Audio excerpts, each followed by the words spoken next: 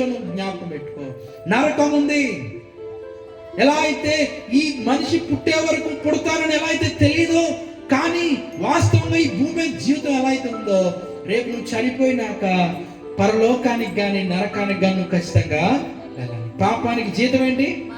నరకం, మరణం. అదే అగ్ని, ఆరని, పురుగు, చావని ఆ నరకానికి నువ్వు పోతావు. జాగ్రత్త.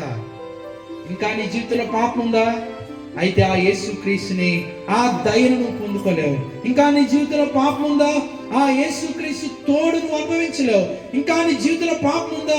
నేనే పరలోకానికి మార్గము, నా యందు విశ్వాసం ఉంచేవాడు ఎన్నటికీ చనిపోడు, నా యందు విశ్వాసం ఉంచేవాడిని అత్యధికమైన సంతోషాన్ని పాత్రుడిగా చేస్తాను, నా యందు విశ్వాసం ఉంచేవాడిని వాడి భూమి మీద కన్ను మూసిన వెంటనే నిత్య రాజ్యానికి చేరుస్తారన్న ఈ యేసుక్రీస్తు ఇచ్చిన ఈ దయలు ఏ దయకు నువ్వు పాత్రుడివి, పాత్రురాలివి.